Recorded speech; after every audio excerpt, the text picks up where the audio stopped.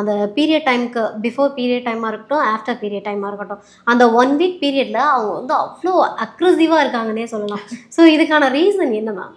ஏன்னா யாருக்குமே இது வந்து ஒரு நார்மல் சைக்கிள்ஸ் எவ்ரி மந்த் வரக்கூடிய ஒரு விஷயம்தான் அப்படிங்கிற மாதிரி அதுக்கான இம்பார்ட்டன்ஸ் நிறைய கொடுக்கல.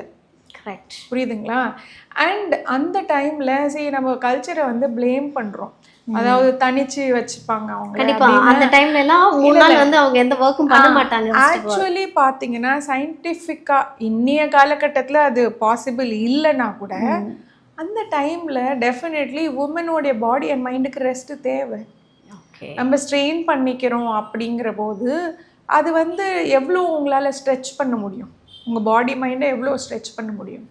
அண்ட் அகெயின் மற்ற ஃபேக்டர்ஸ் நான் சொன்ன மாதிரி இன்றைக்கி definitely premenstrual cycle related mood swings வருது. இன்னைக்கு வந்து பாய்ஸே சொல்லுவாங்க, இந்த பொண்ணு கத்துதா என்ன உனக்கு பீரியட்ஸா அப்படிங்கிற மாதிரி ஸ்ட்ரெயிட்டாக கொஸ்டின் கேட்குறாங்க அவங்க. பட் என்னோட பாயிண்ட் என்னன்னா, இது எவ்ரி மந்த் வரக்கூடிய ஒரு விஷயம். அப்போ நீங்கள் ஏன் ஸ்ட்ரெஸ் ஆகணும்?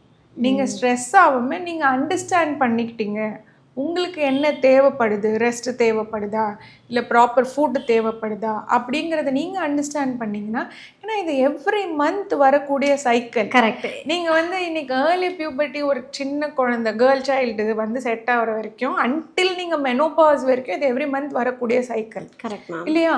ஸோ அப்புறம் இதை நீங்கள் வந்து எப்படி ஸ்மூத்தாக சேல் பண்ணி எடுத்துகிட்டு போகணுன்னு தான் பார்க்கணுமே தவிர நீங்கள் ஸ்ட்ரெஸ் ஆகிறதுனால ஒன்றும் ஆக போகிறதில்லை.